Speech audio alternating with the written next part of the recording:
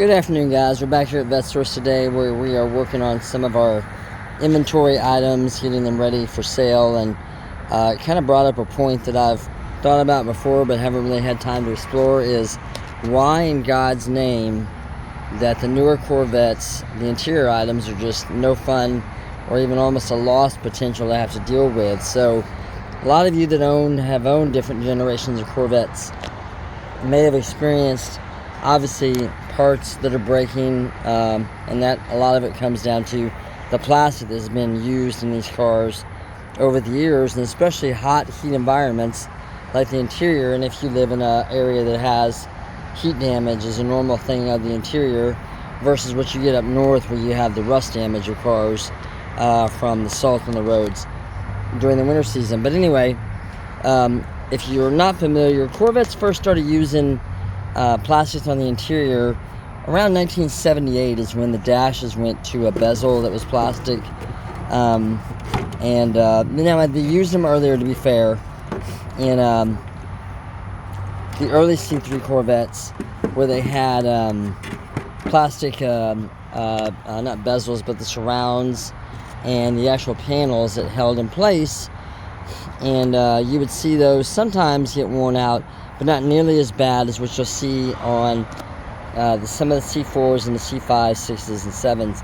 Now, the C4s really was the generation where they went all in on the plastic, and some of that was, of course, for safety reasons, because they didn't want you bouncing in your face off of a metal dashboard like what's in that 67 Corvette over there, which I do have a video I've described that as well.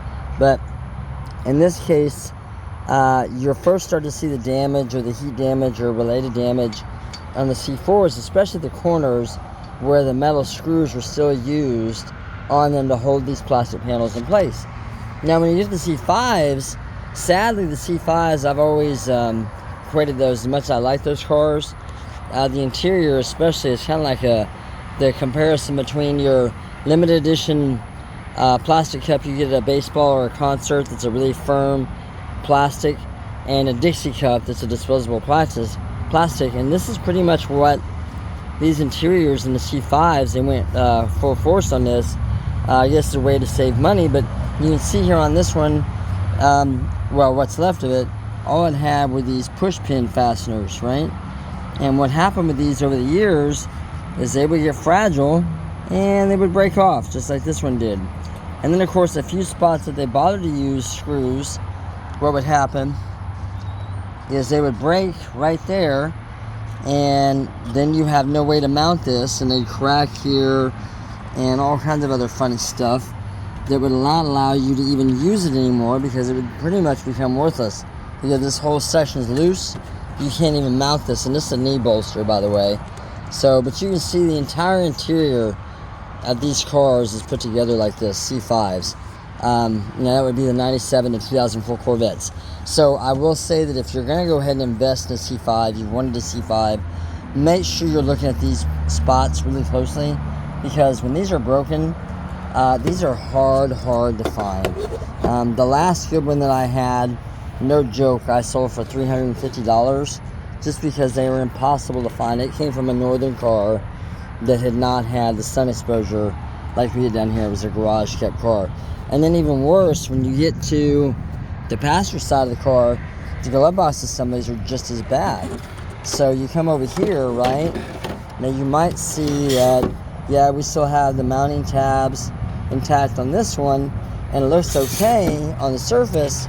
But then you come over here and you look at the back side, and you realize that this tab that's on this side still, but it should have been over here, is broken off. So what happens is when you mount this, it's going to just, with any weight in it, it's going to fall apart and come out of the car. Now, this was an issue that went on for the entire run of C5, sadly, and for whatever reason they could not figure out or get a hold of the machining to fix this over that generational run. And then now in the C6s, what you had, let me show you here compared to this one.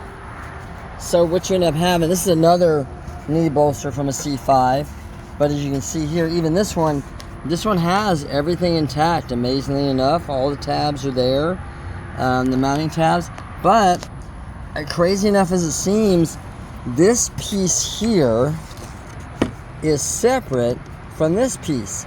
And rather than attach that or mold it in as one piece, I kid you not, they plastic welded this to the bottom part. You see those plastic welds right there. And this one here just straight up came out. So already, this is loose. So now it's not a total loss. You're just gonna have to reinforce this again. But you can hear that sound of this. This is really not very sturdy plastic at all. Now here we go, the C6s. This is like a glove box assembly from a C6. They realized what they had done. So if you listen, hear that? They started trying to fix the problem. You can definitely hear the difference, and it's probably in the range of millimeters thicker. It's not that much, but it's actually better than the others.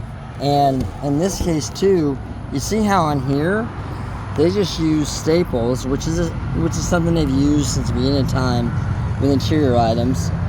But in here they actually glued this part, the vinyl, to the door frame assembly and made it a little more sturdy. So this is more or less just a way to examine, right, and think about the things that you're going to need to be looking for if you're going to buy one of these cars. And this is no shade against the newer C5, C6, C7, C8s. They're great cars in a lot of ways.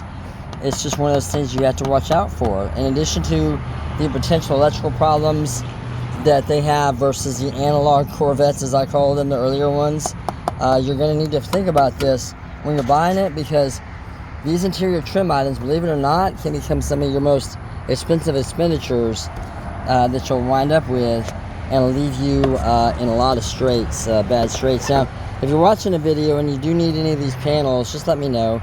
I have them for sale fairly reasonably because they do need a little bit of work. And but anyway, that's going to do it for today. Appreciate you guys checking in as always, and I'll be back next time with some more videos for you. Thanks.